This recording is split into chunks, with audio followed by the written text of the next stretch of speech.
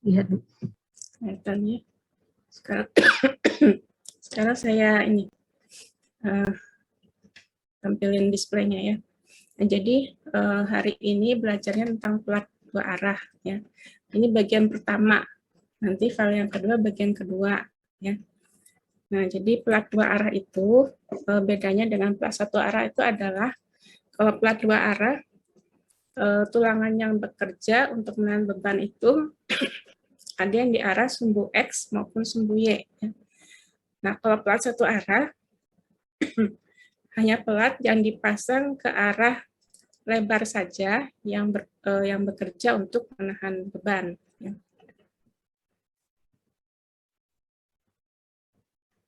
Nah, ini gambar yang sudah pernah saya tayangkan di materi plat satu arah ya. Jadi untuk membedakan antara plat satu arah dan dua arah, ini patokannya ya. Bila bentang panjang pelat adalah kurang dari 2 kali bentang pendek, maka perilaku pelat adalah menahan beban pada dua arah. Nah, di sini kalau dilihat dari kalimat ini ya, berarti pelat dua arah itu kalau kita lihat lebih mudahnya itu agak-agak mirip square ya. Kalau pelat satu arah lebih mirip persegi panjang. Nah, itu bahasa mudahnya. Tapi ya kalau bisa diukur, cek ya. Cek lalu cocokkan dengan pernyataan ini. Apakah panjang pelatnya kurang atau lebih dari 2 kali bentang pendek. Kalau kurang berarti itu adalah pelat yang bekerja untuk menahan beban pada dua arah. Ya. Nah, di sini pelatnya itu punya balok A. Yang di sini A ya, sini balok B. Lalu ada balok anak di sini ya, yang arah memanjang dan arah pendek. Kemudian di sini ada deformasi. Nah, deformasi ini pada balok anak A akan sama dengan balok anak B karena terjadi pada pertemuan balok ya. Maka dari itu delta A sama dengan delta B. Nah, dari persamaan ini ya, persamaan ini itu akan memerlukan rumus tentang defleksi di bawah beban merata. Nah, persamaan atau rumus di bawah beban merata itu bisa dipelajari di pelajaran analisis struktur ya. Nah, di pelajaran anstruk mestinya sudah pernah belajar kalau defleksi untuk beban merata itu 5/384 kemudian dikali beban meratanya ya. Biasanya kalau di anstruk lambangnya Q. Kalau di sini lambangnya W kecil ya. Kemudian dikali L. Nah, di sini L-nya namanya A. Jadi dikasih nama A ya. Pangkat 4 dibagi EI. Nah, demikian pula yang sisi B ya. Persamaannya sama, cuma dibedakan sesuai kondisinya. Nah, jadi didapatkan WS per WL adalah P pangkat 4 per A pangkat 4. Kalau kita tentukan misalkan B-nya 2A ya, maka beban yang ada di balok A, namanya WS, adalah 16 kalinya beban rata yang ada di balok B, namanya WL ya. Nah, ini beberapa jenis pelat dua arah. Ada yang disebut dengan sistem lantai waffle dua arah. Nah, kenapa disebut waffle? Karena kalau dilihat dari bawah ya, bentuknya seperti kue waffle. Jadi kayak kotak-kotak kecil begitu ya. Kue waffle yang dicetak gitu ya. Itu kan membentuk kotak-kotak. Nah, seperti itulah. Kotak-kotaknya dibentuk oleh balok-balok anak ya, seperti ini. Nah, kemudian ada yang disebut dengan sistem pelat datar atau flat plate ya. Kemudian sistem lantai datar atau flat slab. Kemudian pelat dua arah yang dicol bersama dengan balok sehingga disebut sistem balok pelat dua arah. Ini umum digunakan pada bangunan gedung. Nah, bangunan gedung teknik sipil yang di Indralaya maupun Palembang itu pakai ini ya, pakai sistem balok plat dua arah. Jadi ada balok, ada kolom gitu ya. Nah, kemudian beban yang dipikul adalah beban hidup ya, kemudian beban mati termasuk berat sendirinya struktur, kemudian beban mati tambahan yang asalnya dari luar ya. Bahasa Inggrisnya superimposed dead load, yaitu misalkan keramik lantai, kemudian hiasannya bangunan ya, disebutnya fasad, dan lain-lain ya. Apa aja yang beban mati yang ditambahkan ke bangunan itu disebut beban mati tambahan. Nah, ini balok wafel ya. Jadi ini kotak-kotak yang terbentuk karena bentuknya apa? Platnya itu atau slabnya dibentuk seperti kotak-kotak seperti ini ya. Itu untuk memberikan kekakuan pada pelat. Jadi maksudnya supaya pelatnya nggak gampang melendut ya. Nah, supaya nggak terlalu tebal, jadi dibikin tidak full ketebalannya. Jadi ada beberapa bagian yang tebal, ada yang enggak. Makanya akhirnya bentuknya malah jadi seperti kue wafel ya. Nah, yang ini tipenya tanpa balok. Tapi ada juga yang plat lantai ya, menggunakan balok. Jadi balok-balok anaknya itulah yang membentuk kotak-kotak seperti ini ya. Nah, di sini gambar tampak atas ya. Ini ada balok perimeter. Perimeter itu maksudnya balok-balok pinggir ya. Nah, ini balok perimeter itu yang paling pinggirnya ini ya, yang abu-abu. Nah, di sini ini adalah tampak rusuknya atau joist-nya ya. Jadi gambar 1A kalau dilihat dari atas itu seperti ini ya. Jadi seperti gambar 1B. Nah, sistem lantai wafel atau wafel slab itu punya rusuk. Ini hanya istilah saja ya. Rusuknya itu sebenarnya balok ya. Rusuk atau joist bahannya bisa dari fiberglass atau metal form atau bisa juga dari beton bertulang seperti yang diperlihatkan di pelajaran minggu kemarin ya. Di pelajaran minggu lalu ada balok beton bertulang yang digunakan sebagai tusuk atau joist. Nah, ini akan ekonomis untuk bentang 7,5 sampai 12 meter. Beban hidupnya boleh cukup besar ya, antara 400 sampai 750 kg per meter kuadrat. Kemudian kapasitas geser tekannya, maksudnya yang membuat pelatnya tertusuk ya, tertusuknya tanda kutip ya, tertusuk oleh kolom-kolom ini ya. Nah, tertusuk kalau pelat tertusuk pasti robek ya. Nah, kalau kertas tuh robek, tapi kalau pelat ya berarti pelatnya mengalami retak ya.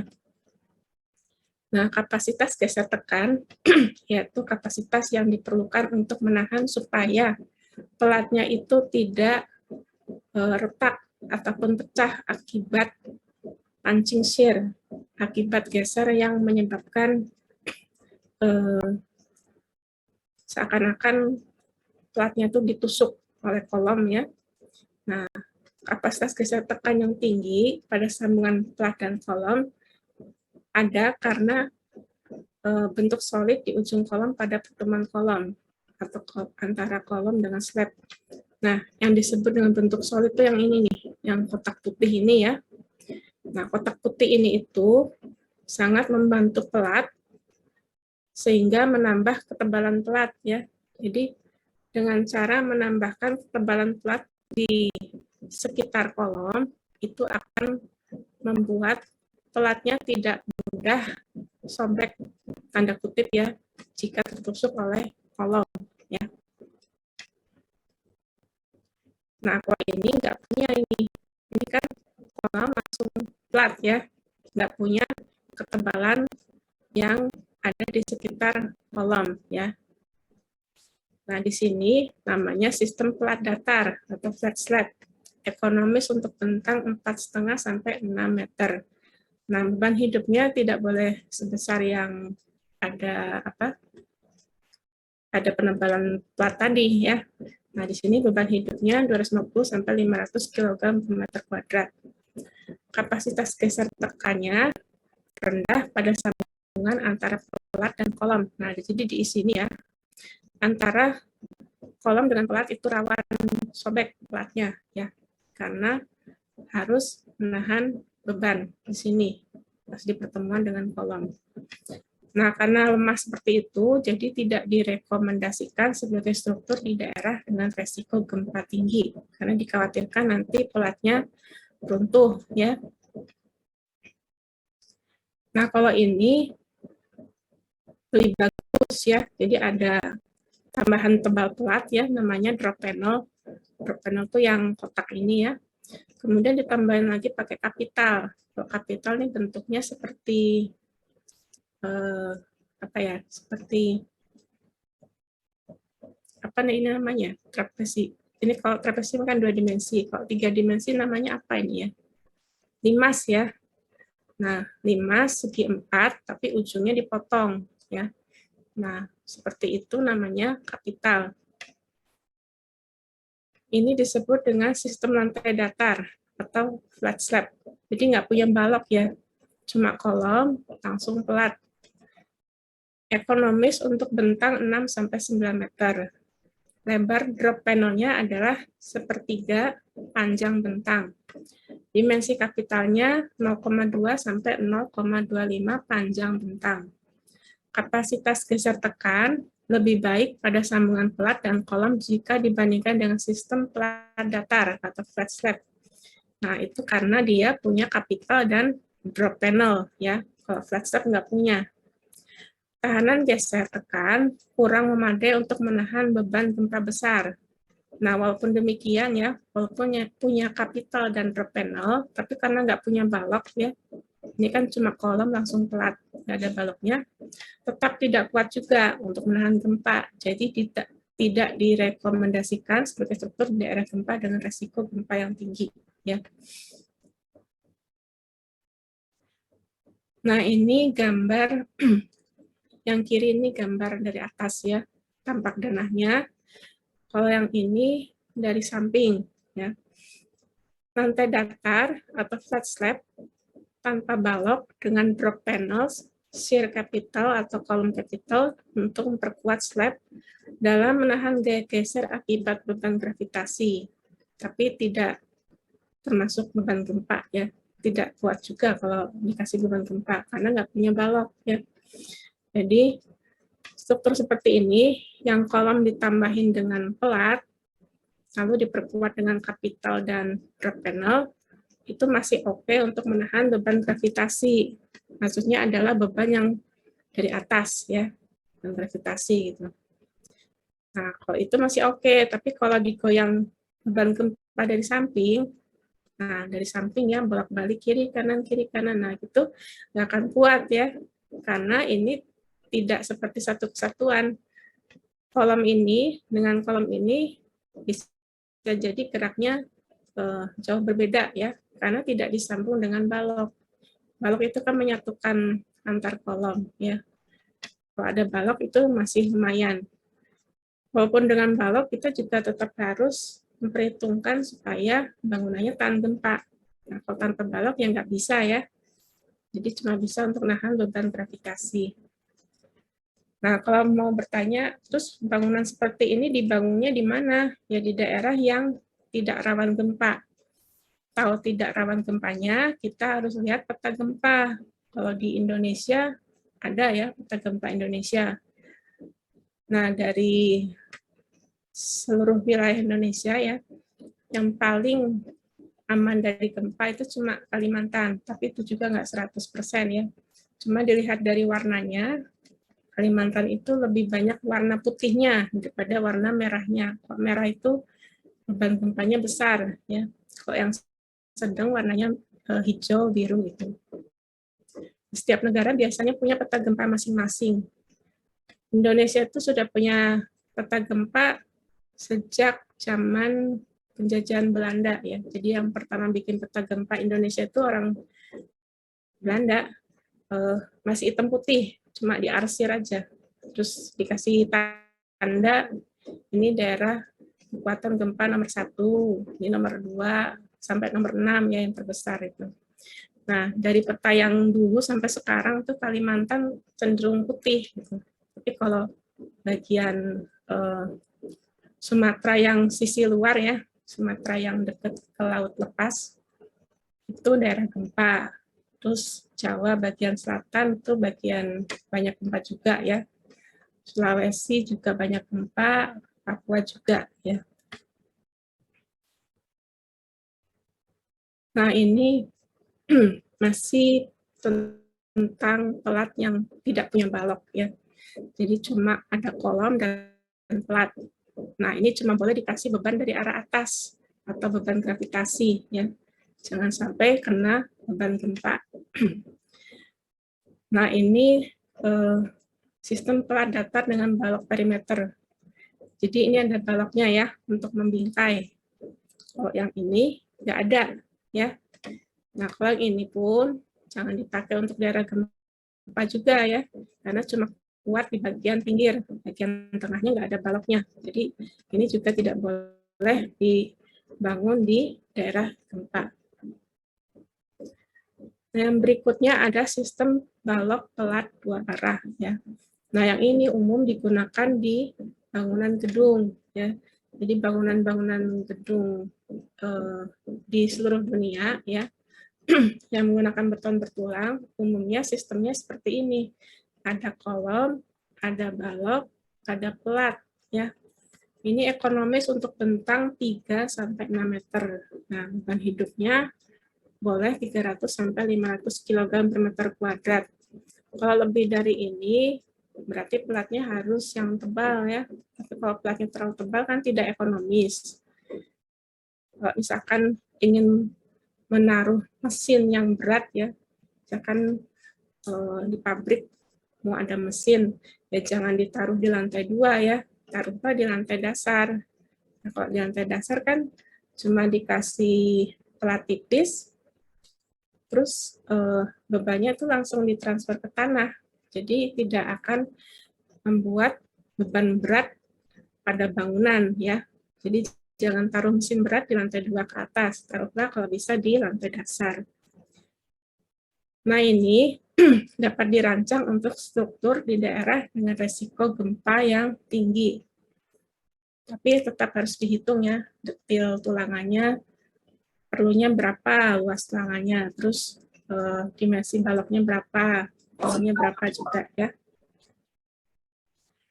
Nah, metode analisis pelat 2 arah. Ada yang menggunakan desain langsung atau direct design method.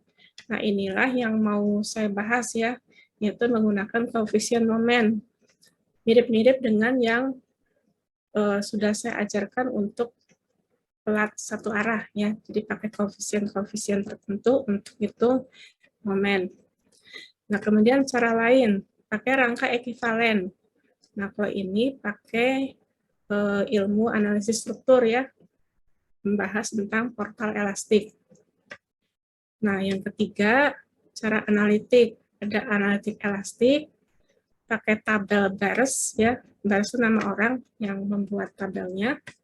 Itu ada di dalam Peraturan Beton Indonesia tahun 1971 atau tabelnya Pak Insinyur Sutami ya. Pak Insinyur Sutami itu sudah meninggal, udah lama ya.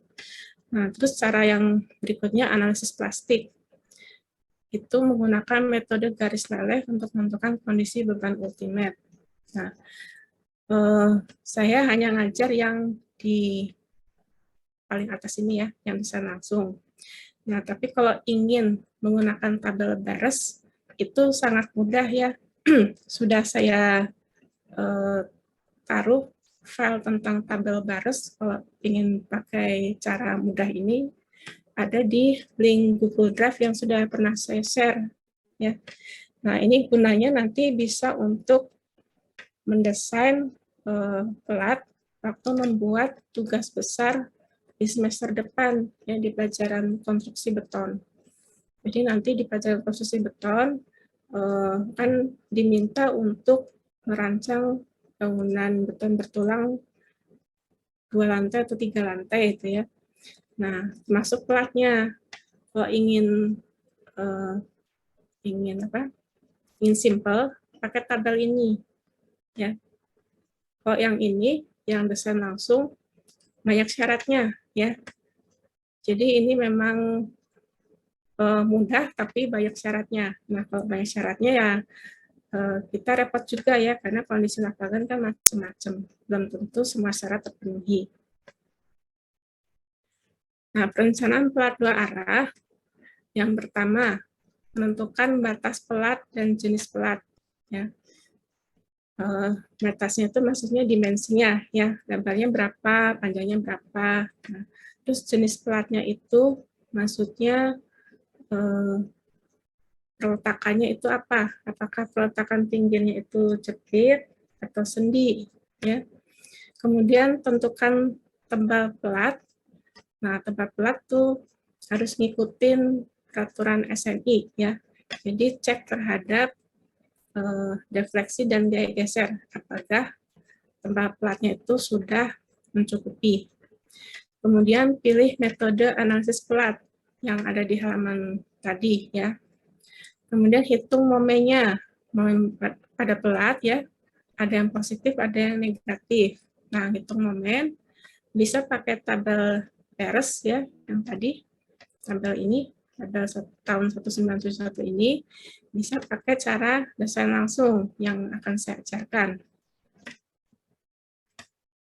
Kemudian, menentukan momen di balok. Nah, kalau momen di balok kan udah diajarin sama ini ya, sama Pak Sutanto ya, untuk mencari momen di balok. Kemudian mendesain tulangan untuk menahan momen. Kemudian cek kecukupan tebal pelat untuk menahan momen. Dan terakhir cek gaya geser nominal pada penampakan kritis di sekitar kolom.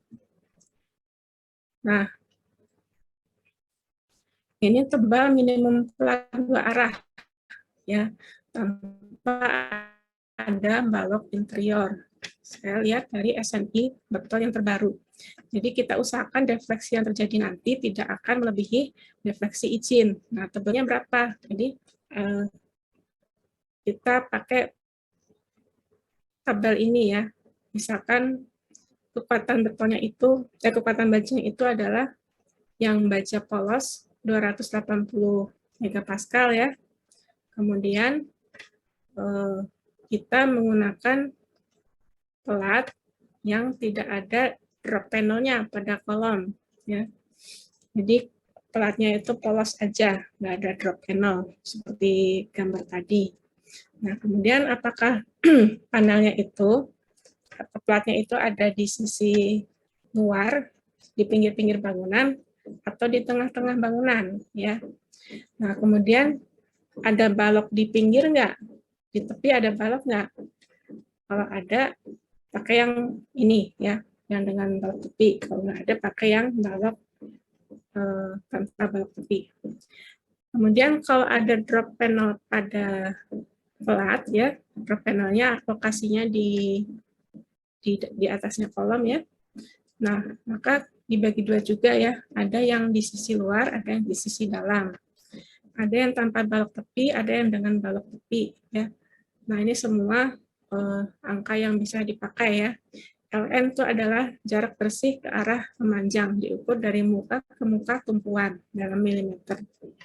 Jadi ini macam-macam. Kalau kita menggunakan tulangan pelatnya itu 280 megapascal ya, tulangan polos. Atau kalau kita pakai tulangan ulir yang tipe 420 megapascal, kita pakai yang ini ya, garisnya. Kalau yang tipe tinggi, yang 520, pakai yang ini ya.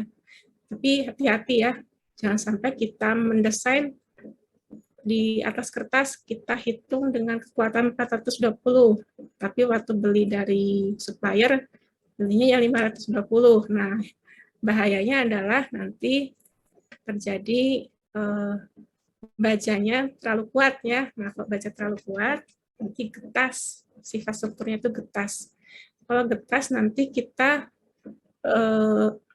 nggak bisa melihat tanda-tanda awal keruntuhan ya.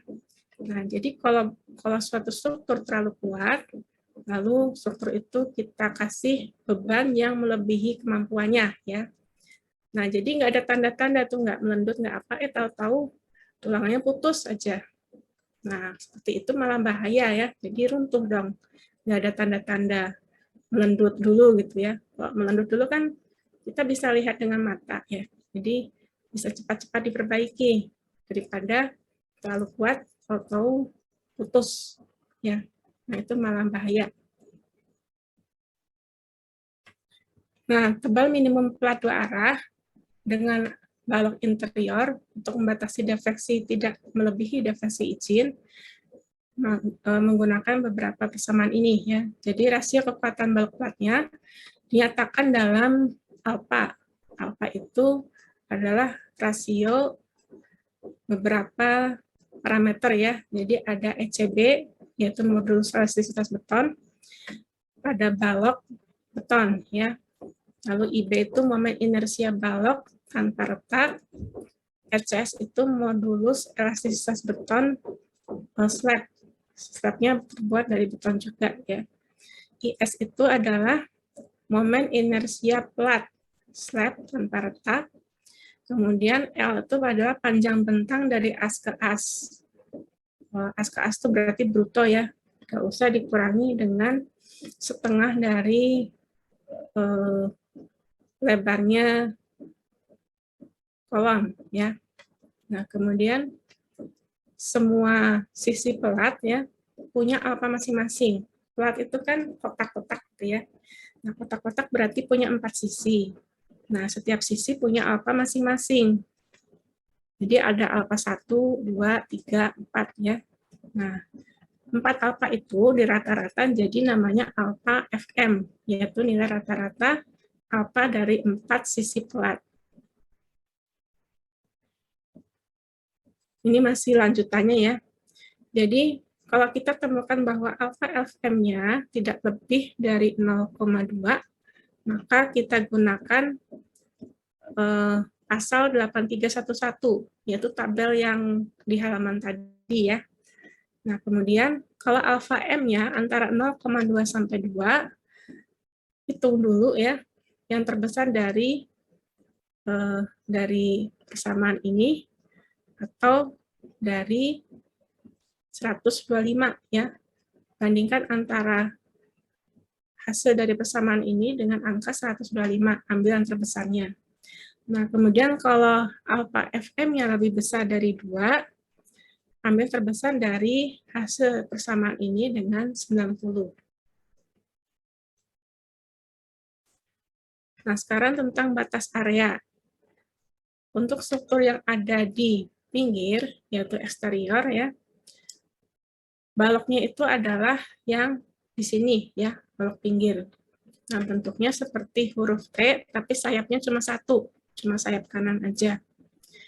Nah, kalau untuk slab ya, dalam rangka menghitung momen inersia, maka dari pinggir sampai ke tengah-tengahnya kolom, ya, itu namanya area untuk perhitungan momen inersia slab. Nah, kalau untuk yang bagian tengah, ini area untuk perhitungan momen inersia balok ya. Jadi balok punya sayap kiri dan kanan. Nah, kemudian area untuk perhitungan momen inersia pelat ya, itu ada di bagian dari tengahnya kolom ke tengahnya kolom yang di sisi selanjutnya. Nah, itu adalah area untuk menghitung inersia pelat slab. Nah, batas minimum tulangan pelat supaya tidak terjadi retak ya, tidak terjadi retak akibat susut, maka tulangan pada area momen maksimum positif dan negatif harus dipasang dengan jarak atau spasi tidak lebih dari 2 kalinya tebal pelat atau 450 meter. Nah, dari dua ini pilihlah yang terkecil. Kemudian, luas tulangan minimum pelat dua arah atau tulangan minimum susut atau subu itu adalah sebagai berikut ya. Sebentar, ada perlu dulu bentar.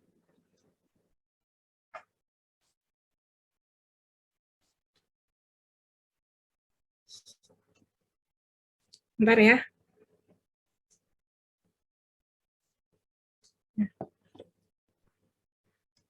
Nah, ini lanjutannya ya. Jadi batas minimum tulangan pelat ya itu adalah sama dengan tulangan susu atau tulangan suhu. Minimal memiliki rasio tulangan terhadap pos bruto seperti ini ya. Jadi rho-nya yaitu AS dibagi BD dan harus lebih besar dari 0,0014. Nah, kalau kita lihat di SNI beton berupa tabel seperti ini ya. Nah, tabel ini saya ubah jadi kalimat seperti ini supaya agak lebih jelas ya. Jadi untuk baja tulangan polos yang diameternya 12 mm ke bawah dan F-yield-nya itu yang tipe kecil ya, 280 megapascal, rho-nya adalah 0,0014. Rho itu adalah luas tulangan dibagi dengan DD. Nah, untuk baja tulangan ulir yang diameternya 13 ke atas ya, tapi F-yield-nya tipe rendah yang 280 atau 300 megapascal, rho-nya 0,002. Nah, untuk tulangan ulir D13 dan F-yield-nya yang tipe standar ya, yang sekitar 400 megapascal, rho-nya 0,0014. Nah, kalau yang tulangannya D13 ke atas, tapi F-yield-nya yang tipe tinggi ya, mutu tinggi, rho-nya adalah 0,0018 kali 420 dibagi dengan F-yield. Nah, batas maksimum tulangan pelat, AS maksimum adalah 0,75 kali luas tulangan balance ya. Ingat-ingat tulangan balance yang pernah saya ajarkan ya. Nah, tulangan balance itu bisa dihitung pakai persamaan ini. Ini untuk menghitung luasnya ya. Jadi ada beta 1, BD, kemudian ada F-yield juga ya. Nah, rho balance adalah AS balance dibagi BD. Nah, itu bisa dinyatakan sebagai 0,85 F prime dibagi F-yield kali A-nya. A itu tinggi blok beton ya, tinggi blok tekan beton dalam kondisi balance dibagi dengan D. Nah, persamaan ini berlaku jika modulus bajanya 200.000 megapascal dan tegangan beton ultimate-nya 0,003, yaitu untuk beton normal. Nah, sekarang saya lanjut ke materi yang sebetulnya untuk hari selanjutnya ya. Ntar saya stop dulu.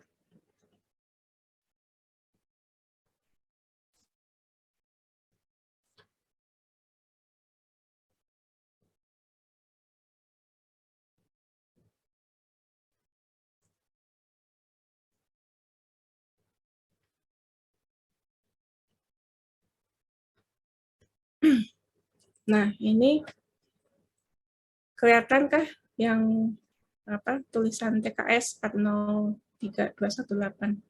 Ini sebenarnya bukan 403218 ya.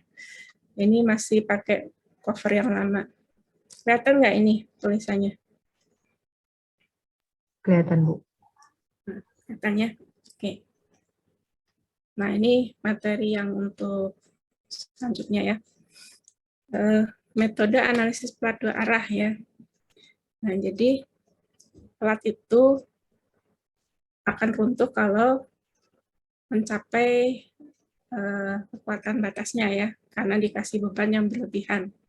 Nah, runtuhnya itu ditandai dengan retak. Jadi, retaknya itu akan menandakan pelat mulai rusak ya. Nah, sebelum retak, perilakunya masih linear elastik. Jadi maksudnya kalau dikasih beban, pelatnya akan melengkung ke bawah ya, kalau bebannya cukup besar. Nah, kemudian misalkan bebannya diangkat, pelatnya akan lurus lagi. Berarti masih bersifat linear ya, tegangannya hilang, jadi nol lagi. Nah, tapi nanti kalau pelatnya sudah mulai crack, mulai retak ya, terus bebannya diangkat, itu akan menyisakan tegangan sisa ya. Nah, maka akan ada defleksi walaupun bebannya dinolkan. Nah, jadi kalau diplot ya, mulai dari crack atau retak itu bentuknya akan seperti ini hubungannya antara beban dengan lendutan di tengah bentang pelat. Nah, pada pelat dua arah, retak awal terjadi di daerah tumpuan bentang terpendek. Nah, kemudian beban yang terus meningkat akan menyebabkan tulangan baja meleleh. Ya. Nah, di sini gambar yang B ya, ini adalah meleleh awal, tahap A. Jadi, tulangan yang ada di pinggir ini meleleh akibat beban momen negatif. Kenapa bukannya di tengah bentang?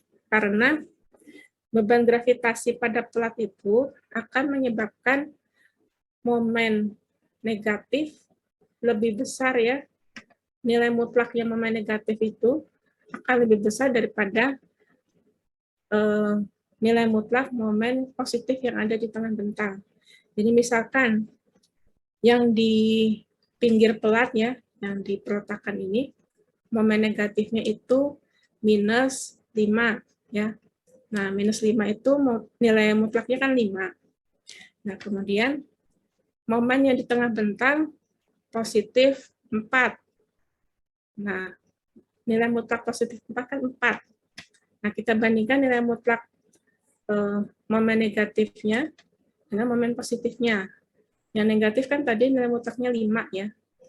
Yang positif nilai mutlaknya 4. Nah, lebih besar yang 5 kan.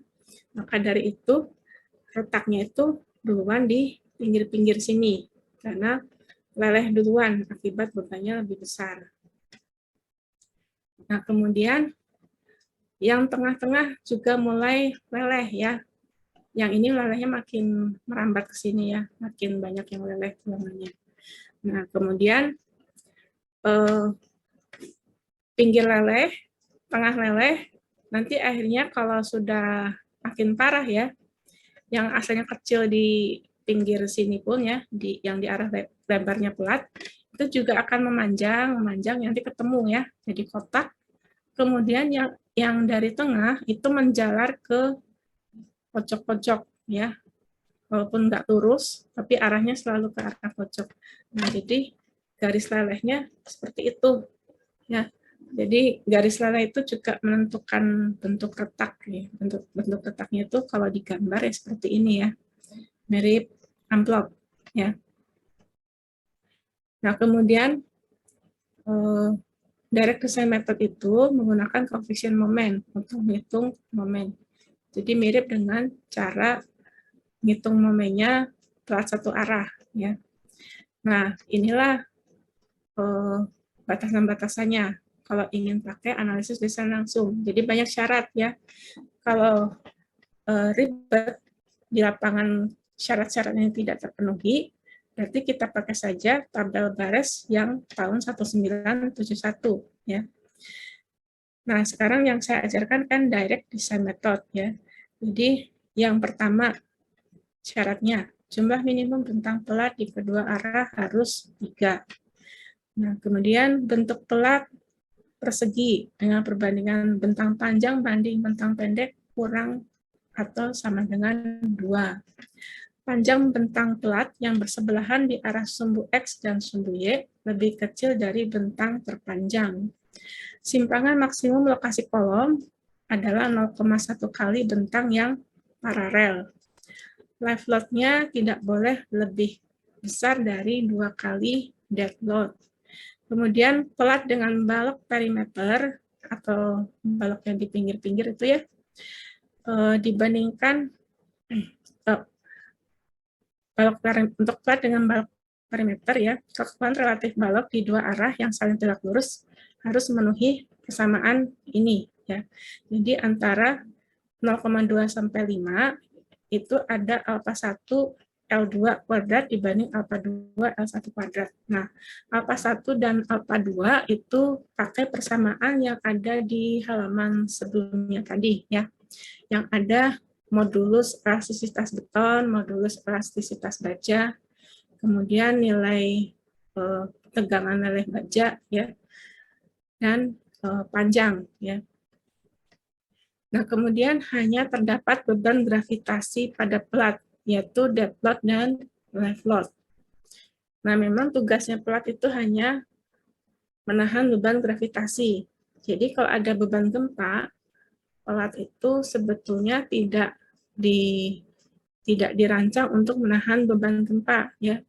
Tapi adanya pelat sudah pasti akan menambah kekakuan struktur bangunan.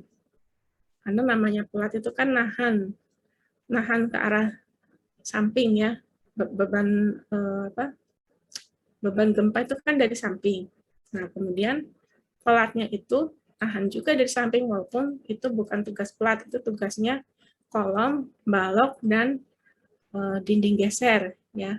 Nah, tapi pelat itu punya andil juga untuk menahan kekakuan. Nah, lebar kolom untuk menentukan bentang bersih, panjang bentang bersih tanpa kolom. Jadi panjang neto adalah L1 dikurangi H kolom, ya. Nah, ini contoh penampang yang ada di SNI beton, ya. Nah, jadi kalau untuk lebih mudahnya, ya, jika sebuah elemen tumpuan tidak memiliki penampakan persegi panjang atau salah satu sisi persegi tidak sejajar dengan bentang, harus diperlakukan sebagai tumpuan persegi dengan luas yang sama, dengan seperti yang digambarkan pada gambar di bawah ini, ya. Nah, jadi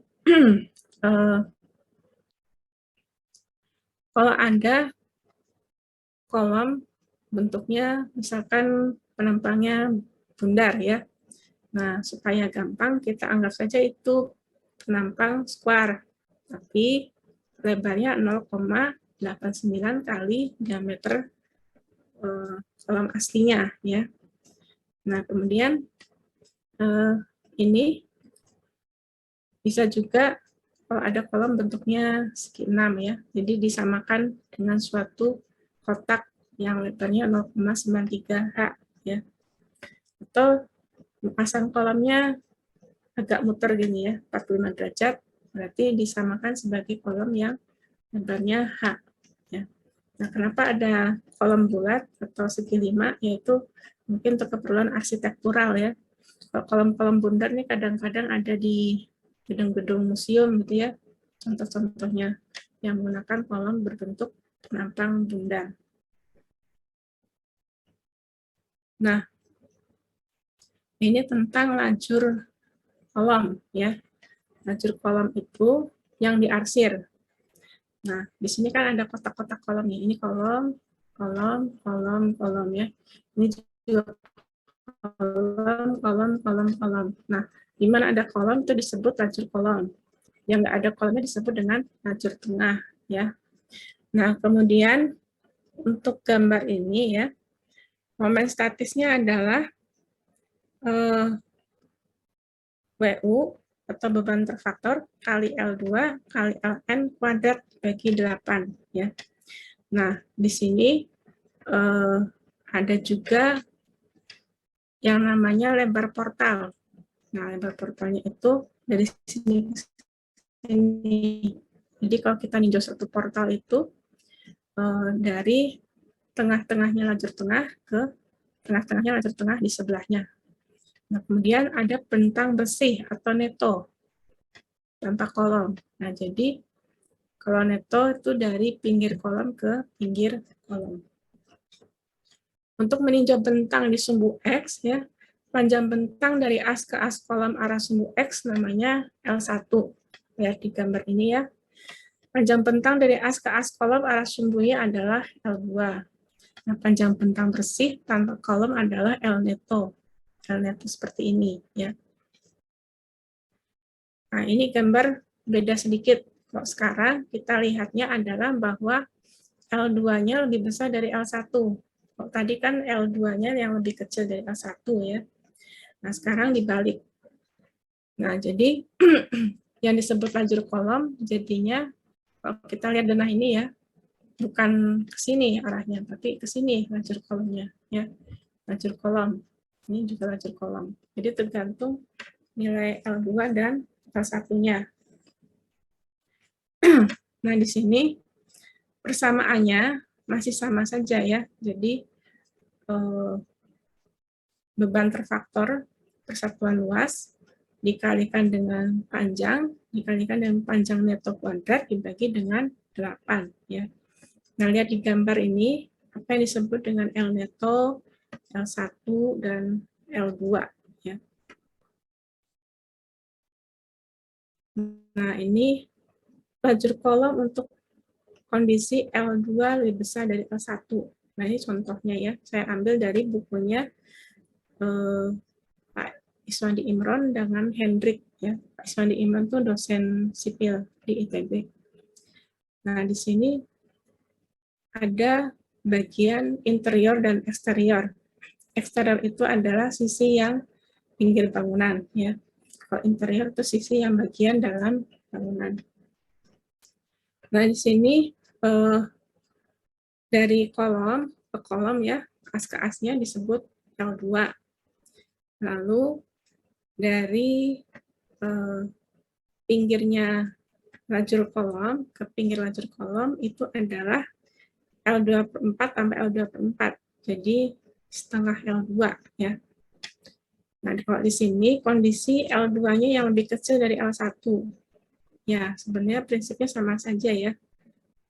Jadi gambarnya agak beda sedikit aja. Tapi di sini hanya terlihat bahwa lajur kolomnya itu, kalau di sini kan lebih lebar ya.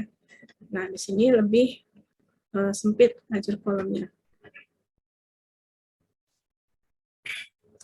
Nah, di sini ada koefisien-koefisien yang bisa digunakan untuk menghitung momen. Ya. Jadi, bergantung jenis perletakannya. Kalau tidak ada kekangan, seperti ini ya. Kalau ini dikekang penuh, jadi ada jepit. Terus ini pelat pelat dengan balok di antara dua tumpuan, seperti ini gambarnya. Kemudian hanya balok ujung, tidak ada balok lain, dan tanpa balok. Nah, ini koefisien-koefisien pengali untuk menghitung momen. Ya. Nah, nanti saya akan gunakan 3 angka ini untuk contoh soal. Jadi contoh soalnya itu nomor 4 ya, yang dimana peletakannya hanya balok ujung, tidak ada balok lain. Nah, ini contohnya saya ambil juga dari bukunya Pak Iswandi Imron ya. Jadi ada suatu pelat, kemudian di sini yang pinggir dinamai eksterior, yang bagian dalam disebut interior. Nah, kemudian untuk hitung momennya, kita pakai persamaan induknya itu WU. WU itu beban ultimate rata ya. Dikalikan dengan panjang, kalikan dengan panjang neto kuadrat bagi 8. Nah, di sini ada tulisan antara 0,35 hingga 0,63 kali M0, yaitu tergantung jenis peletakannya ya. Angkanya mau berapa? Lihat dari tabel tadi ini. Dan dari sini ya. Angka yang cocok itu berapa, tergantung dengan jenis tumpuan. Demikian pula dengan ini ya. Di sini ditulis 0,65 hingga 0,75.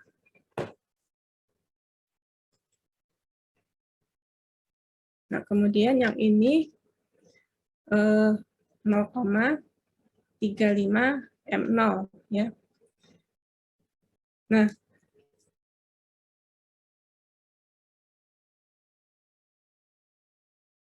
(1042) dalam SNI 2847 tahun 2019. Jadi pembagian momen statis menjadi momen positif dan momen negatif pada tumpuan bentang eksterior dan interior itu tergantung dengan koefisien yang ada pada tabel tadi ya. Sebentar ya, saya periksa ini. Saya ikut 2 Zoom, yang satunya itu saya off cam tadi. Nggak ada chatnya. Oke.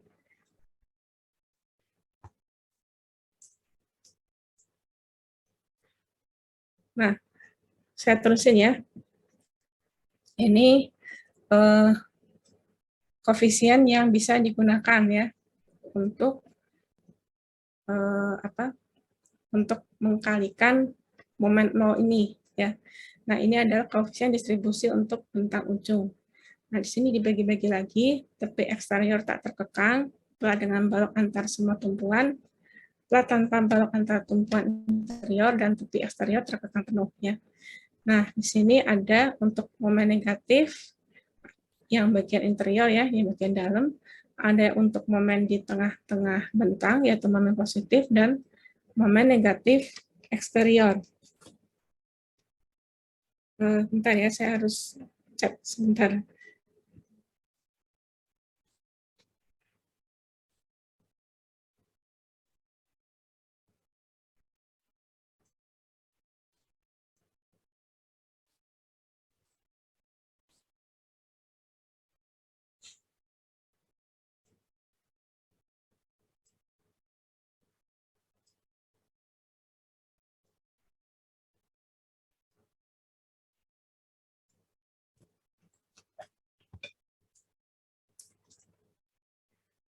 Ya, kita lanjutkan dulu ya. Nah, di sini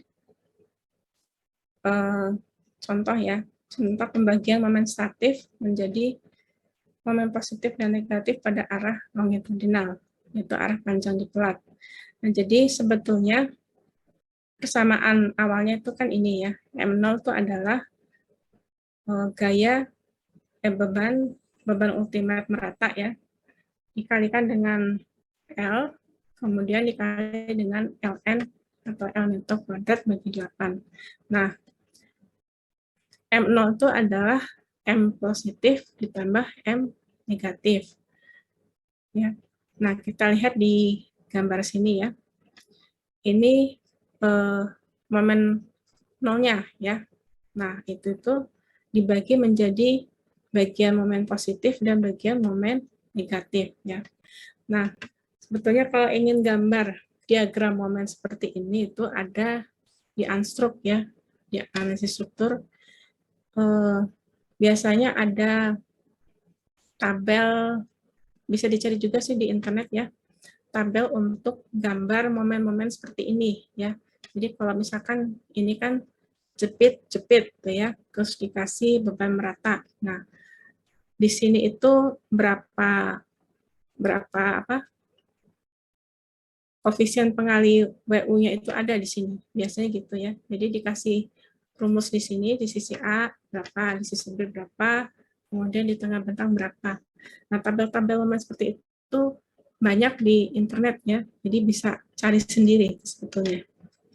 Nah, jadi kalau tidak menggunakan tabel itu ya, kita hitung manual, nah akhirnya bisa didapatkan gambar seperti ini ya. Nah, jadi momen positifnya ternyata adalah 0,63 M0 dan momen negatifnya adalah 0,75 M0. Nah, ini tadi sudah ditulis sebetulnya ya di awal kuliah bahwa ada rasio kekakuan balok dan pelat yaitu namanya alfa ya. Alfa itu isinya perbandingan modulus elastisitas balok dan pelat ya. Yang ini balok, yang ini slab atau pelat. Kemudian ini IB-nya itu miliknya balok, ini IS miliknya pelat ya. Nah, kemudian karena pelat itu punya 4 sisi, maka kalau di rata-rata alfa 1, 2, 3, 4 dijumlah lalu dibagi 4.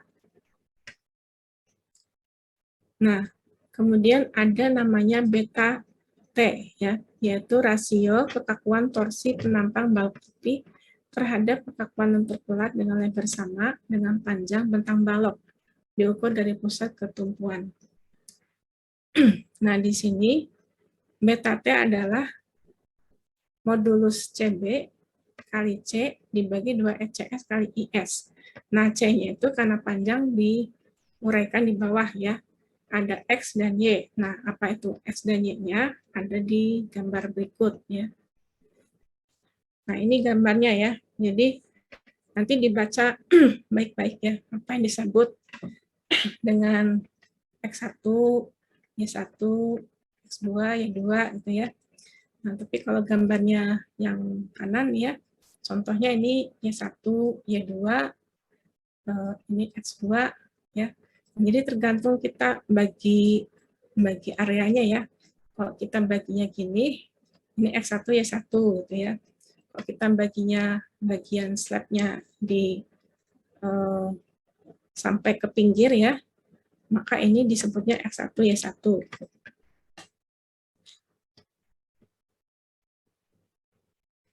Nah, kemudian momen terfaktor di lajur kolom ya. Di sini lajur kolom harus menahan bagian dari momen negatif interior M ultimate ya. Nah, di sini ada gambar lajur kolom untuk kondisi L2 lebih besar dari L1 atau L2 lebih kecil dari L1 ya. Nah, di sini juga ada tabel yang diambil dari SNI Beton ya, mengenai nilai AF1 L2 per L1, lalu ini L2 per L1-nya ya. Nah, kalau kita tidak bisa menemukan yang pas, L2 dibagi L1-nya tidak pas 0,5 atau tidak pas 1 atau 2 ya. Misalkan kita dapat L2 dibagi L1-nya itu 0,8. Nah, maka dilakukan interpolasi supaya dapat angka yang sesungguhnya yang di antara 0. Kalau ini kebetulan sama ya, 0,75 dengan 0,75. Jadi kalau L2 per L1-nya 0,8 ya pastilah ini angkanya 0,75 ya. Tapi kalau yang sebelah bawah ya, yang baris bawah itu kan beda-beda nih. Antara 0,9 sampai 0,75 itu harus diinterpolasi. Nah, kemudian ini ada tabel berikutnya ya. Ini adalah bagian momen negatif eksterior MU di lajur kolom. Nah, di sini ada nilai beta T-nya ya. Beta T-nya itu tergantung dengan nilai alfa F1 dikali L2 dibagi L1. Apakah 0 atau bisa dari 1 ya. Nah, kemudian nilai beta T itu juga dilihat ya, apakah beta T-nya 0 atau di atas 2,5. Terus nilai L2 per L1-nya juga perlu dicek ya, lihat dari gambar. Ini L1-nya berapa, L2-nya berapa gitu ya. Atau kalau kondisi seperti ini L1-nya, ini L2-nya. Nah, baru kita bisa tentukan koefisien yang mau digunakan. Nah, ini bagian momen positif MU derajat kolom ya. Masih lanjutan dari tabel tadi. Ini tabel 8,1055 ya. Ini gunanya juga untuk menentukan nilai momen.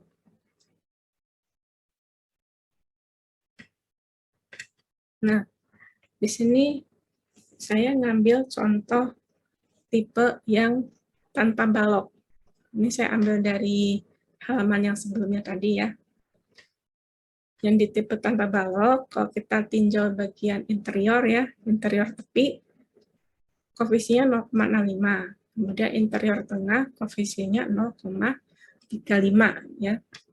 Nah, kalau di sini momennya negatif ya, lihat gambarnya ini momen negatif, ini momen positif ya. Nah, kemudian di lajur kolom itu pengali momen nolnya itu adalah 0,75 kali 0,65 minus 0,65 kali M0. Nah, 0,75-nya lihat di halaman 16 ya, tabel 8,1051. Kemudian min 0,65-nya lihat di halaman 9. Nah, halaman 9 jenis plat nomor 5 itu gambar ini ya. 0,65 kan ini, tapi minus. Nah, jadi di sini ditulis minus ya. Minus karena di sini momennya negatif kalau dilihat dari gambarnya. Kemudian 0,25 itu adalah 1 kurangi 0,75 ya. Karena merupakan sisanya. Ini kan sudah 0,75. Jadi sisanya adalah 1 kurangi 0,25 dikalikan minus 0,65. Nah, begitu juga untuk momen positif ya. 0,6 itu dilihatnya dari tabel 8,1055 halaman 18 ya. Nah, kemudian dikali plus 0,35, karena di sini kan momennya positif. Dikalikan M0. Nah, sisanya adalah 1 kurangi 0,6, yaitu 0,4. Dikalikan 0,35. Dikalikan dengan M0. Nah, ini pembagian momen pada arah transversal ya. Jadi, ini koefisien-koefisien yang bisa digunakan kalau untuk menghitung momen ya, angka-angka ini. Nah, batas area untuk perhitungan momen inersia. Di sini, kalau momen inersia balok yang ada di pinggir ya, batas areanya adalah yang diarsip ini ya. Kalau untuk momen inersia plat atau slab, yaitu dari pinggir sampai ke tengahnya kolom. Nah, di sini area perhitungan untuk balok interior ya. Jadi baloknya seperti huruf T, yaitu balok ditambah dengan pelat yang ada di atasnya. Nah, untuk perhitungan pelat ya, areanya itu dari tengah ke tengah bentang ya. Itu untuk menghitung momen inersia. Nah, kemudian ada penjelasan lebih lanjut ya dari SNI Beton. Balok interior pada pelat dua arah menahan sebagian momen lajur kolom ditambah momen akibat beban pada balok. Jadi balok interior itu memang tugasnya menahan beban yang lebih besar daripada balok pinggir ya. Ya karena posisinya di tengah. Jadi balok pinggir itu pasti kebagian sedikit karena posisinya tersebut. Kalau yang di tengah-tengah itu pasti sebetulnya baik balok, kolom maupun pelat itu pasti kebagian beban yang lebih besar daripada yang ada di pinggir-pinggir. Nah, untuk kondisi alpha 1 kali L2 dibagi L1 lebih besar dari 1 atau lebih, maka 85% momen lajur kolom ditahan oleh balok di antara dua tumpuan. Tapi kalau nilai alpha 1 kali L2 kali L1-nya lebih kecil dari 1, tapi tidak lebih kecil dari 0, maka lakukan interpolasi besarnya momen lajur kolom yang ditahan balok antara 0 sampai 85%. Nah, momen ultimate positif dan negatif yang ditahan balok harus diberikan pada pelat di lajur kolom yang sama. Nanti ada contohnya ya, supaya lebih jelas. Nah, ini faktor momen terfaktor pada lajur tengah. Jadi bagian momen terfaktor negatif dan positif yang tidak ditahan oleh lajur kolom harus secara proporsional diberikan pada setengah lajur tengah yang berhubungan. Setiap lajur tengah harus diproporsikan untuk menahan jumlah momen yang diberikan pada kedua setengah lajur tengahnya. Lajur tengah yang berdekatan dan sejajar dengan tepi tertumpu dinding harus diproporsikan untuk menahan 2 kali momen yang diberikan pada setengah lajur tengah yang berhubungan dengan baris pertama tumpuan interior. Nah, sebetulnya 3 kalimat ini tuh sudah diterjemahkan jadi koefisien-koefisien momen yang ada pada tabel ya. Jadi ini udah langsung diaplikasikan kalau kita menggunakan koefisien yang ada. Nah, mengenai kolom yang ada di tepi atau eksterior, momen beban gravitasi yang disalurkan antara slab atau pelat dan kolom tepi harus besar 0,3 kali M0. Momen tersebut digunakan untuk mendesain hubungan pelat kolom dalam mentransfer tegangan geser akibat transfer momen. Momen tersebut ditahan oleh kolom-kolom di atas dan di bawah pelat yang ditinjau yang pembagiannya sesuai dengan perbandingan kekakuan kolom-kolom tersebut, yaitu 4EI dibagi L. Kolom interior ada beberapa poin ya, yaitu momen unbalance digunakan untuk mendesain hubungan pelat dan kolom. Momen unbalance diakibatkan oleh beban lateral, yaitu dari beban angin atau beban gempa atau beban gravitasi yang tidak seimbang, sehingga terjadi transfer tegangan geser yang lebih kompleks antara pelat dan kolom, dan mengakibatkan keruntuhan pancing pada pelat. Jadi, bebannya besar sebelah, ya. Jadi, ada yang nggak kuat karena bebannya berlebihan. Nah, asumsinya, bentang terpanjang di sebelah kolom yang ditinjau mikul dead load dan setengah flat load. Bentang terpendek hanya mikul dead load.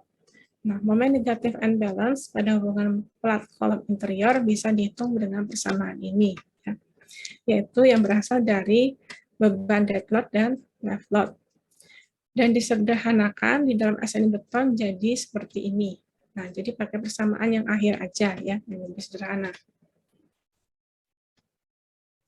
Nah, luas tulangan dapat dihitung dengan persamaan berikut, baik untuk momen positif maupun negatif.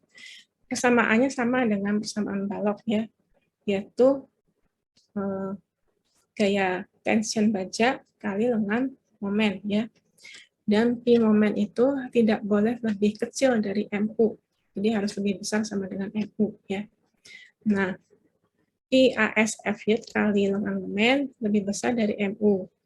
AS dari persamaan ini, ya, maka keluar persamaan AS atau luas tulangan lebih besar sama dengan MU dibagi P F yield kali D minus A per 2. Nah, panjang minimum tulangan lentur untuk menahan momen ultimate pada plat dua arah. Nah, ini gambarnya, ya, nanti dilihat aja baik-baik. Jadi, supaya tidak lepas dengan mudah, ya, maka ada panjang minimum yang harus dipasang pada pelat, ya. Panjang minimum tulangan yang harus dipasang pada pelat itu harus memenuhi ketentuan seperti ini. Jadi supaya tidak lepas tulangannya, ya. Nah, ini analisis geser pada pelat dua arah, ya.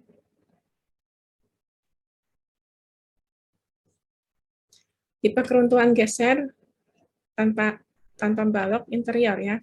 Geser satu arah atau geser balok, penampang kritis pada geser satu arah sejarak D dari muka peletakan pelat atau dari muka drop panel atau lokasi perubahan ketebalan pelat. Geser dua arah atau punching shear yaitu adalah transfer geser dua arah diasumsikan kritis pada penampang vertikal sejarak D per 2 dari sekeliling muka kolom. Jadi gambar ini memperlihatkan bahwa ada gaya geser, ya, yang terjadi akibat adanya penampang kritis. Nah, penampang kritis itu biasanya pas di muka kolom, ya. Nah, penampang kritis di muka kolom itu akibat seakan-akan kolomnya itu seperti menusuk pelat, ya, sehingga disitulah letak kritisnya pelat. Nah, kekuatan gesernya ini sama nih persamaannya dengan balok, ya. Fenomenal adalah gabungan dari V atau gaya geser sumbangan dari beton, C itu kan konkrit, ya, atau beton, ditambah sumbangan dari gaya gesernya baja atau steel, ya. Tapi di pelat itu kan tidak ada sengkang, ya. Di pelat itu kan hanya ada tulangan yang dipasang ke arah sumbu X dan arah sumbu Y, ya. Tidak ada sengkang yang bentuknya kotak-kotak dipasang di kolom, ya, di sepanjang kolom dan dari atas ke bawah. Kalau di balok sengkangnya dipasang dari kiri ke kanan, gitu, ya. Nah, pada pelat nggak bisa masang sengkang, hanya ada tulangan-tulangan memanjang di arah sumbu X dan sumbu Y, ya. Nah, jadi kontribusi gaya geser dari tulangan itu 0 pada sengkang, pada pelat, ya, karena tidak punya sengkang. Jadi VS-nya 0, maka VN-nya adalah VC, ya. Nah, IVS kali VN lebih besar dari VU. Nah, ini wajib, ya.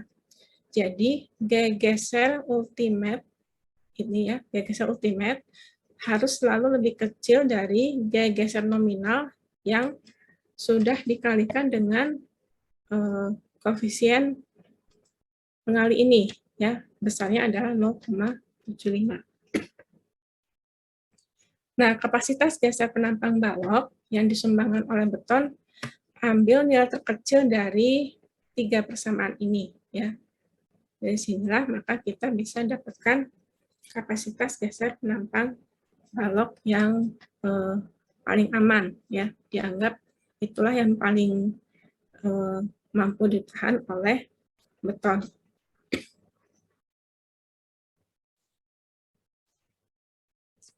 Sebentar.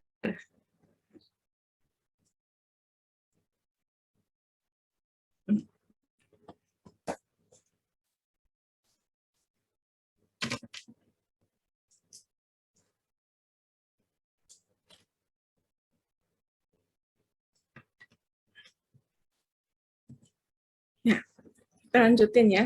Jadi ini contohnya.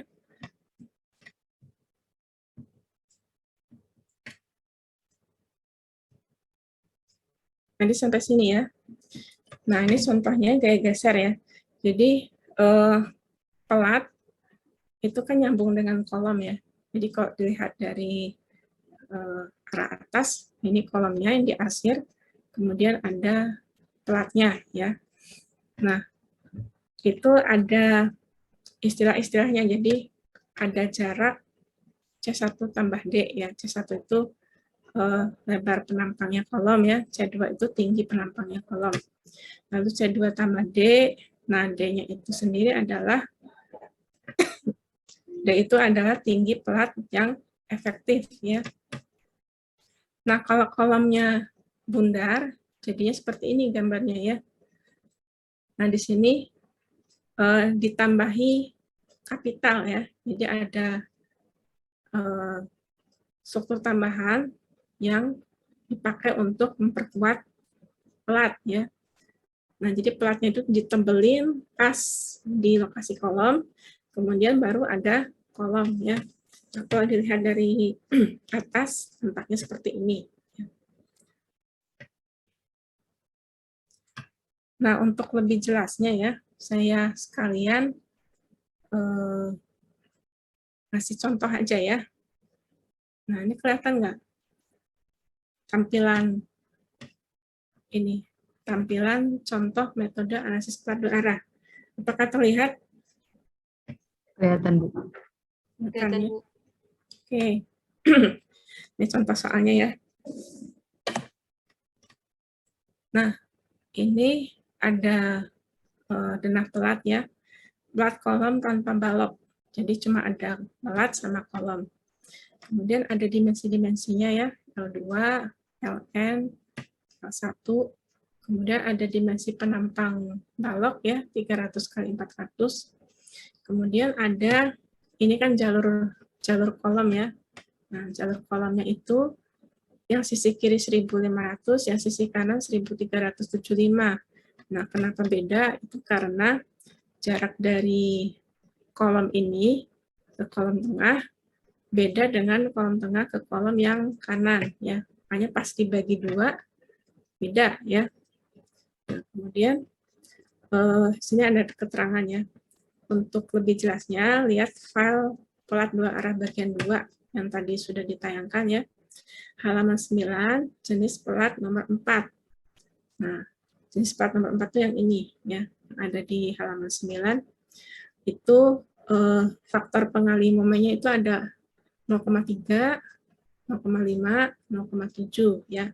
Nah, ini saya putar 90 derajat supaya sesuai dengan gambar ini. Nah, di sini momen negatifnya diketahui sudah ya, ada angkanya dalam ton meter, juga momen positifnya yang ada di tengah bentang.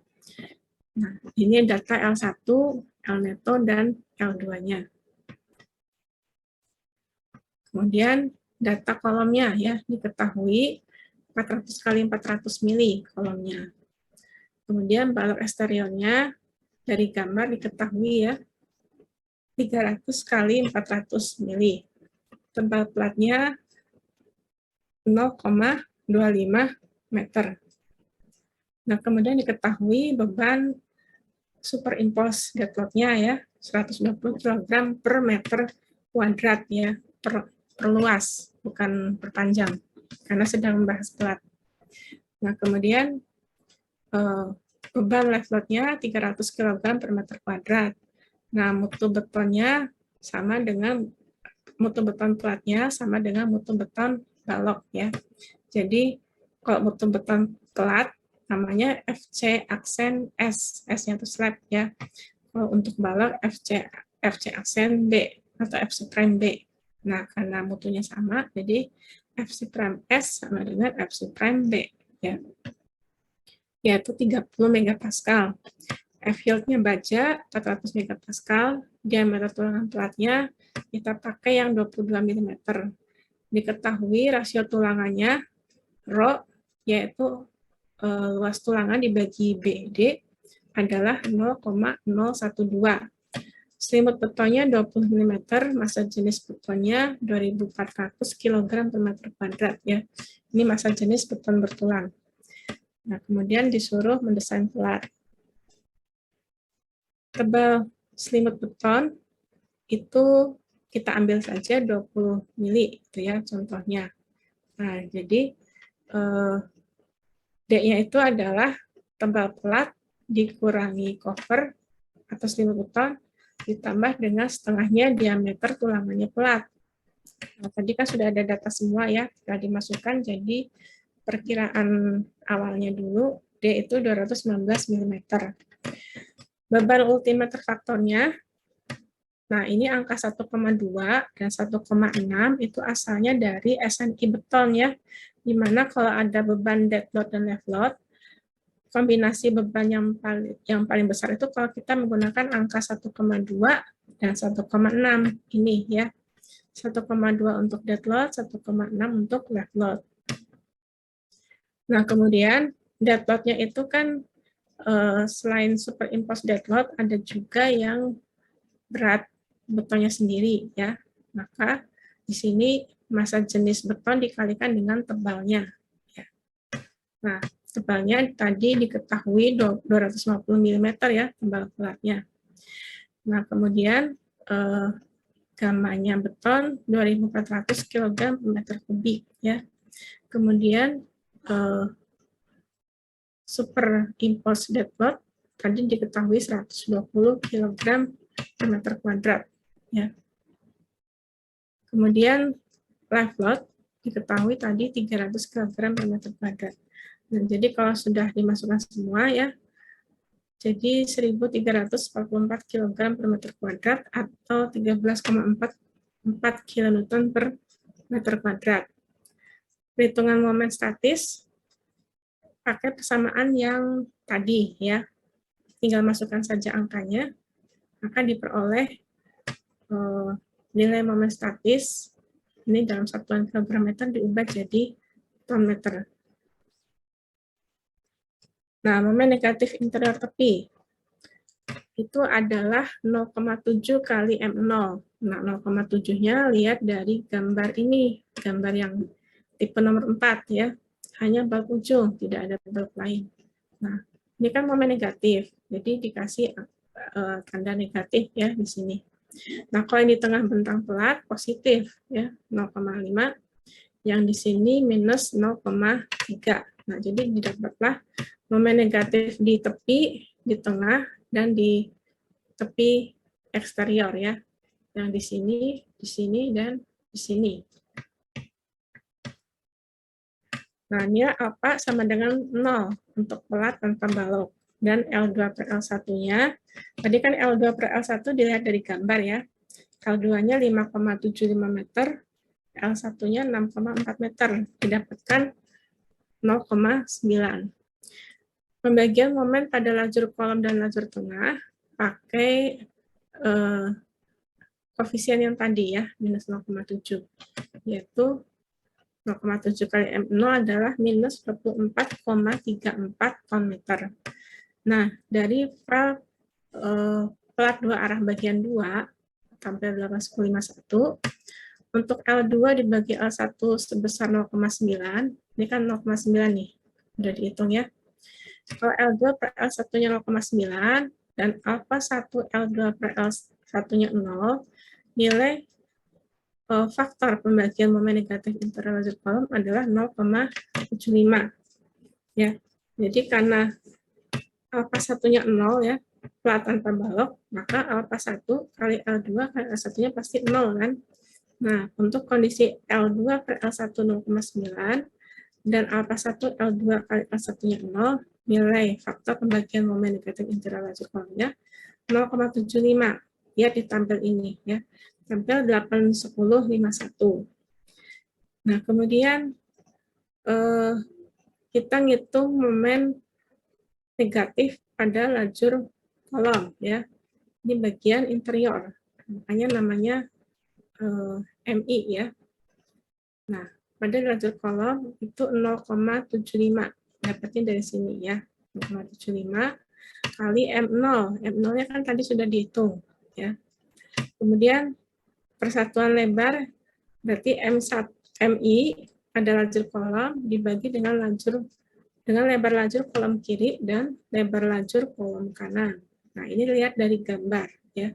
1.500 tambah 1.375 mili atau 1,5 ditambah 1,375 meter. Sehingga didapatkan momennya adalah minus 6,35 ton meter per meter ya, per meter plat. Nah, pada lajur tengah kita pakai sisanya. Tadi kan sudah 0,75. Nah, sisanya itu adalah 1 kurangi 0,75 dikalikan dengan momen negatif interior tepi ini, yaitu 0,750 atau 24,34 ya. Didapatkan minus 6,09 per meter. Nah, jadi setengah dari jumlah momen dibagikan ke setengah lajur tengah kiri dan sisanya ke setengah lajur tengah kanan. Nah, ini sebenarnya sama ya.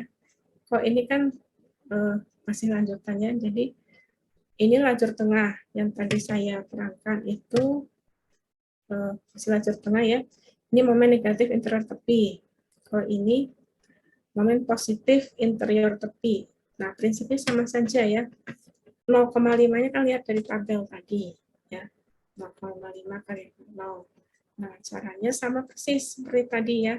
Lihat tabel 8,1055 sehingga kita bisa tentukan nilai faktor pembagian momen positif interior lajur kolom. Nah, di sini didapatkannya 0,6. 0,6 dikalikan dengan momen positif interior tepi yang sebesar 17,39 ini.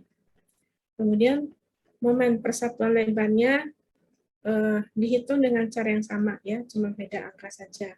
Demikian pula dengan momen interior pada lajur tengah, yaitu 1 dikurangi dengan 0,6 ya, yaitu sisa dari momen yang ini.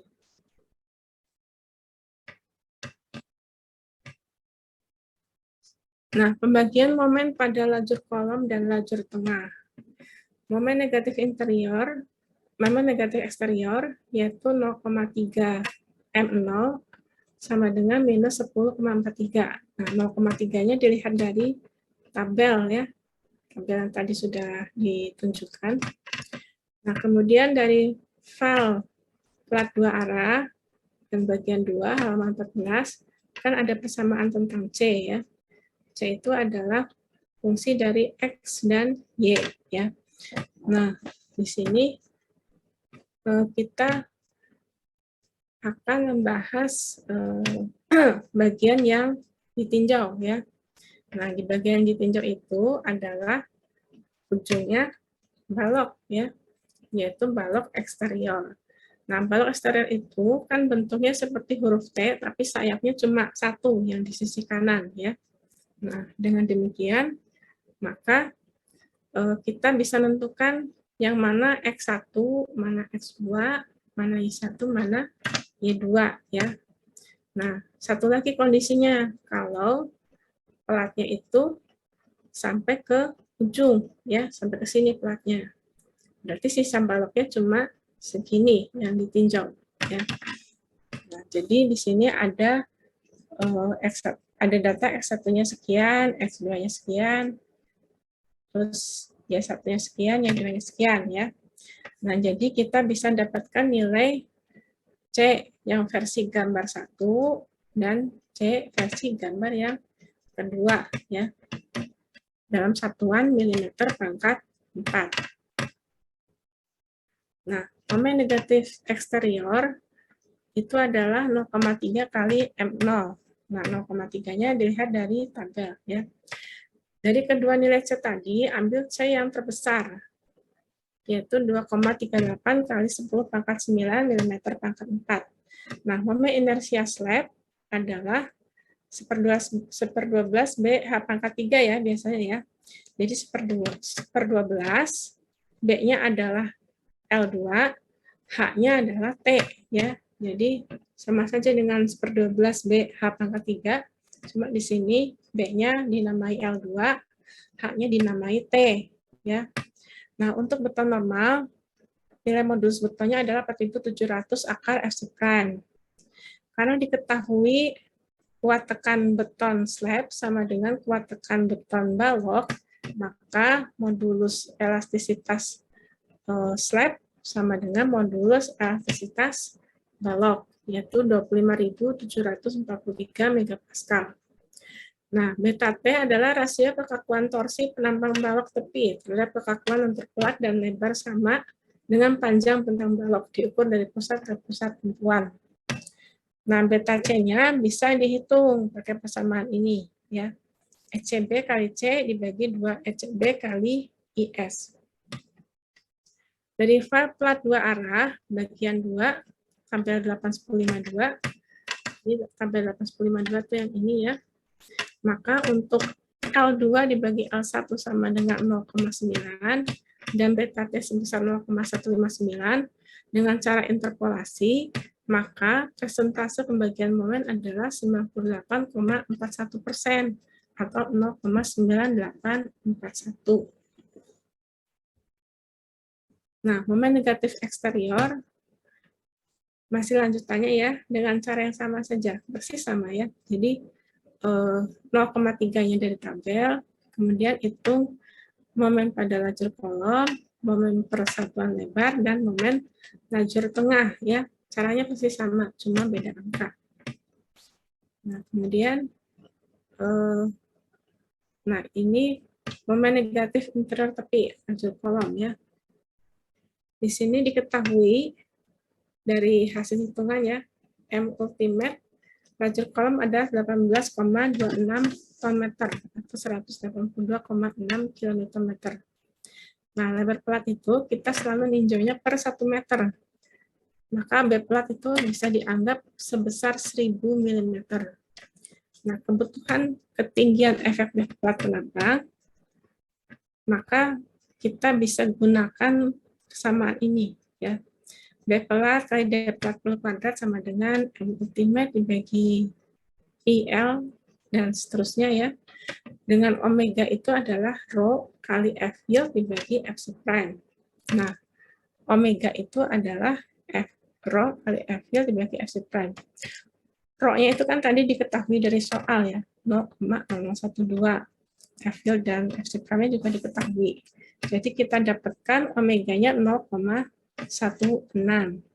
Nah, jadi D plat yang diperlukan ya, kesamaan ini tuh diubah jadi D ya. Jadi di sini kan ada D plat kuadrat diubah jadi persamaan yang dinyatakan dalam D plat perlu ya. Nah, dari persamaan ini kita masukkan angka-angka yang sudah diketahui ya. Maka kita bisa dapatkan D plat perlunya adalah 216 mm. Nah, tempat platnya berarti D plat perlu ditambah D plat bagi 2 ditambah selimut atau cover beton ya, yaitu 247 mm. Ternyata ini masih lebih kecil dari T yang kita tentukan tadi di awal ya, yaitu 250 mm. Jadi itu cukup untuk menahan beban yang ada yang berasal dari momen ultimate.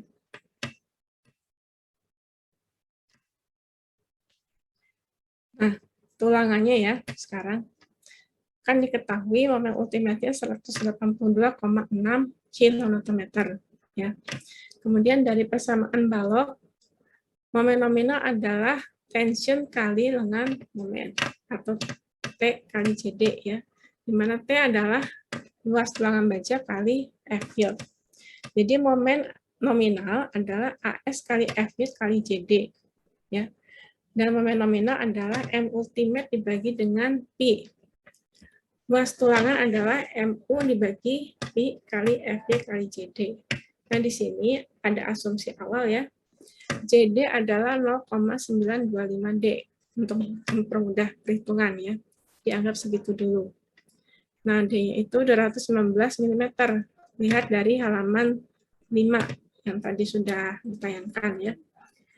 Nah, AS itu adalah M ultimate dibagi P lentur kali F yield kali 0,925 kali D. Nah, semua angka yang diketahui dimasukkan ke persamaan ini. Didapatkan luas tulangannya adalah 2503,52 mm kuadrat per meter. Jadi ini adalah luas tulangan per 1 meter pelat ya. Nah, sekarang cek asumsinya betulkah JD 0,925 itu memenuhi. Nah, di sini kita hitung pakai persamaan tinggi blok tekan ya. Tinggi blok tekan atau A itu adalah AS kali F yield dibagi 0,85 kali F sub prime kali B plat. Didapatkan 39,27 mm. Nah, sementara itu JD adalah yang sebetulnya ya, D dikurangi A per 2 sama dengan 219. Dikurangi 39,27 bagi 2. Ternyata 199,36 mm itu lebih kecil dari 0,925D. Jadi asumsinya salah ya. Asumsi yang ini. Jadi kita gunakan JD 0,925D itu adalah 0,925 kali 219. Jadilah 202,58 mm. Nah, luas tulangannya adalah 2503,52 mm kuadrat per meter, yaitu yang ini ya. Nah, menghitung luas tulangan yang diperlukan di suatu lokasi, kita lihat dari luas minimumnya dulu ya. Nah, kita pakai tulangan ulir diameter 22, F-nya 400 megapascal ya. Maka rasio tulangan minimum adalah yang terbesar antara persamaan ini ya dengan 0,0014 ya. Persamaannya adalah 0,0018 kali 420 dibagi F yield. Didapatkan 0,00189. Nah, antara 0,00189 dan 0,0014 itu yang lebih besar adalah 0,00189. Maka inilah yang digunakan ya. Jadi AS minimum pelat adalah 0,00189 kali lebar pelat kali D. Lebar pelat kan tadi diasumsikan 1 meter ya, kita ninjaunya per 1 meter. Nah, B pelat itu adalah 1 meter atau 1000 mm. Kemudian D-nya itu adalah 219 mm. Nah, didapatkan AS minimum plat adalah 413,91 mm kuadrat per lebar plat sebesar 1 meter ya. Nah, di sini kita bisa lihat bahwa AS minimum platnya 413,91, sedangkan AS-nya itu lebih dari ini ya, sehingga memenuhi syarat. Nah, spasi maksimum tulangan pelat itu ada beberapa syarat ya. Nah, yang pertama itu adalah spasi maksimumnya adalah 5T dan tidak boleh lebih dari 450 mm. Nah, ternyata 5T itu 1250 mm, lebih besar dari 450 mm. Jadi, ambillah spasi maksimumnya adalah itu sebesar 450 mm ya. Kemudian AS satu tulangan. Luas satu tulangan adalah 1/4 pi kali diameter tulangan kuadrat. Nah, diameter tulangan tadi ditentukan sebesar 22 mm.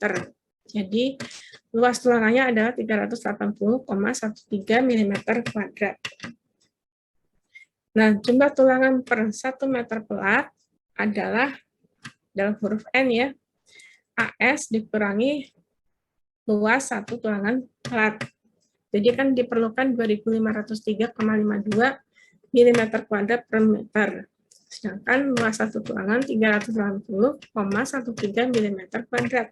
Jadi jumlah tulangan per 1 meter pelat adalah 6,59 per meter. Nah, ini secara teori saja, karena tidak mungkin tulangan itu dalam bentuk koma-koma ya. Ini mestinya 7 tulangan kan, tapi kita tahan pakai angka teoritis dulu ya. Nah, spasi tulangan pelat adalah B pelat dibagi N, yaitu 1000 dibagi 6,59. Didapatkan 151,84. Jadi di sini jangan dibulatkan dulu ya, jangan dibulatkan jadi 7.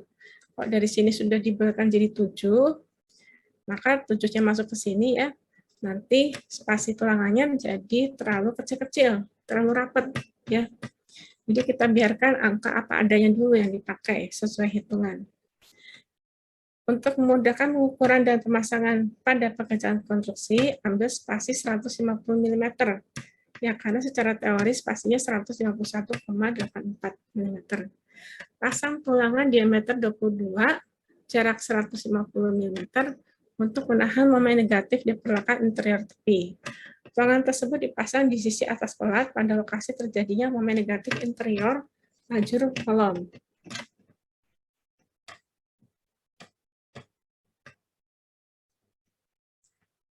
Nah, menghitung luas tulangan yang diperlukan pada suatu lokasi itu masih sama saja ya untuk yang lokasi-lokasi lainnya ya. Jadi karena caranya sama, maka sebetulnya tidak perlu saya ulang ya. Caranya persis sama, cuma koefisien pengali momennya kan beda-beda tergantung yang ada pada tabel ya. Nah, jadi tidak perlu saya bahas lagi ya yang tentang momen itu. Caranya sama untuk yang di tengah-tengah bentang dengan yang di interior tepi ya. Caranya sama persis. Nah, sekarang tentang analisis gaya geser pada pelat dua arah ya. Di sini ada contoh pelat dikasih ketebalan 150 mm ya. Tinggi efektif pelatnya 120 mm. Kemudian beban dead load-nya 50 kg per meter kuadrat, refleksnya 300 kg per meter kuadrat. Massa jenis betonnya 2400 kg per meter kubik ya. Fc prime-nya 30 MPa dan F-nya 400 MPa. Dimensi kolom 300 kali 650 mm. Nah, asumsinya tidak ada transfer momen antara pelat dan kolom. Cek apakah pelat mampu menahan gaya geser ultimate ya. Nah, beban geser ultimate itu yang dihitung ya. Jadi 1,2 kali beban dead load tambah 1,6 kali beban left load, yaitu seperti ini ya, diuraikan dulu. Yang dead load itu terdiri dari superimposed dead load ditambah massa jenis beton dikali dengan tebalnya ya. Nah, kemudian masukkan angkanya didapatkan 972 kg per meter kuadrat. Nah, geser ultimate satu arah untuk penampang kritis AA ya, biar digambar penampang kritis AA ya. Nah, ini A, ini A. Jadi kalau ada garis dari A ke A itu adalah garis tinjauan AA ya. Nah, untuk penampang kritis di AA maka kita dari gambar ya didapatkan datanya LX adalah 2480 mm kuadrat. L-nya 2750 tambah 2750 ya, yaitu 5,5 meter. Nah, V ultimate-nya adalah beban ultimate kali LX kali LY ya. Didapatkan 1302,58 kilonewton. Nah, gunakan persamaan seperti pada pelat satu arah dulu ya, yaitu VC, yaitu gaya geser pada beton yang bisa disumbangkan oleh beton, adalah 1/6 kali Fc prime kali B kali D ya.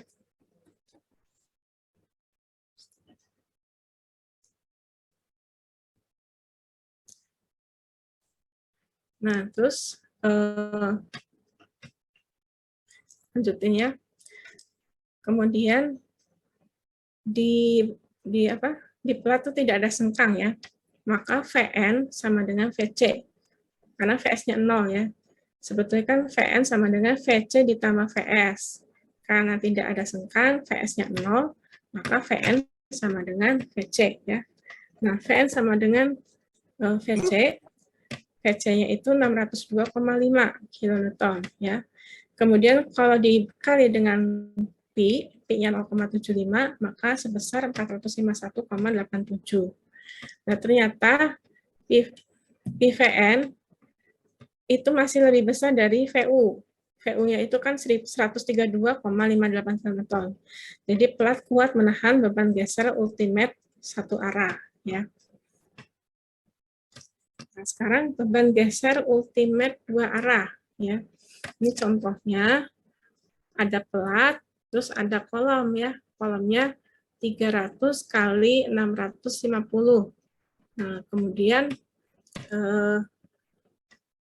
ada data ketinggian ketinggian D-nya slab ya.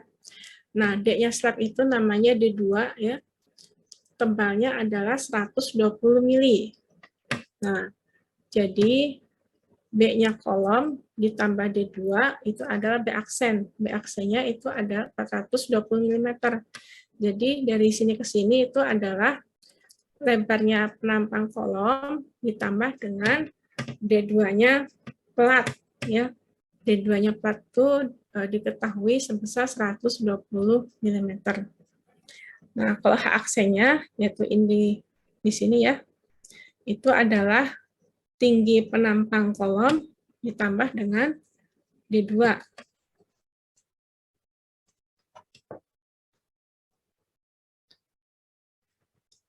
Yaitu sebesar 770 mm. Nah, kemudian gaya geser ultimate-nya adalah beban ultimate kali Lx kali Ly minus B aksen H aksen ya. Tinggal masukin angkanya.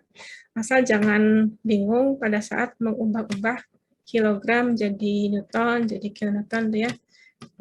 Jangan lupa dikalikan angka yang diperlukan.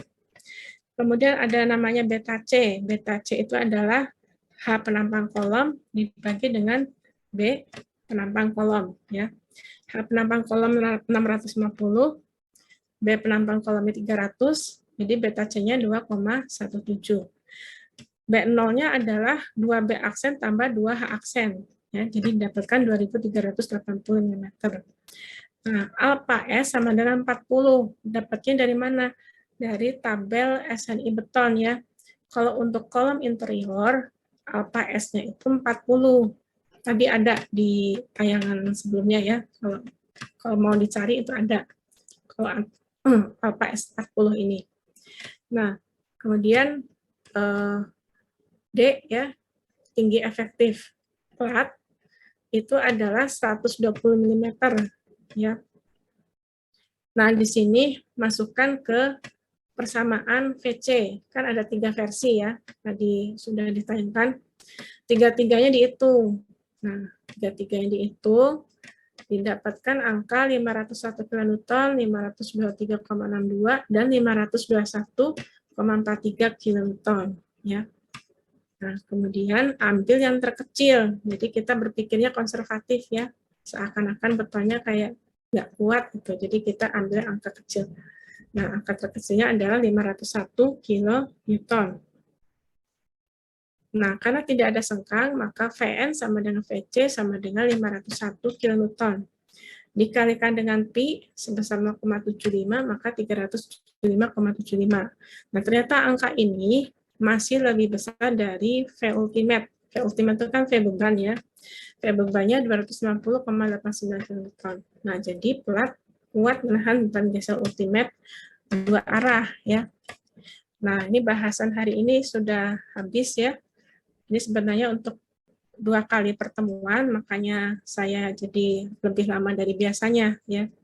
Nah, kemudian barangkali ada pertanyaan, hari Senin mau UAS kita ya. UAS-nya open book, pakai Zoom.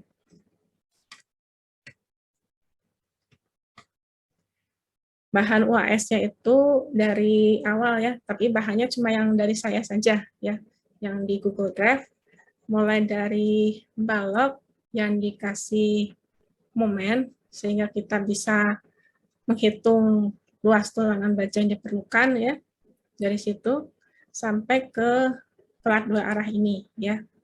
Dan jangan lupa juga belajar tentang sengkang ya, tentang sengkang sebagai tulangan untuk menahan gaya geser. Selain belajar teorinya, belajar contoh-contoh soalnya juga ya. Jangan lupa dibaca. Nah, nanti tentang tugas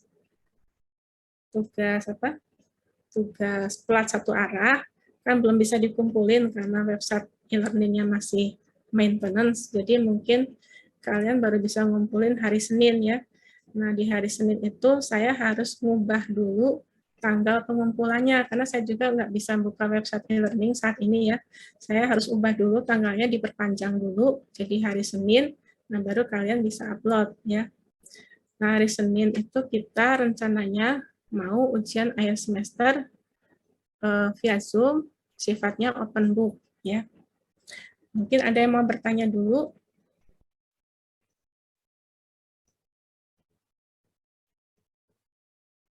Kalau nggak ada yang bertanya, coba kita screenshot dulu ya untuk bukti absensi.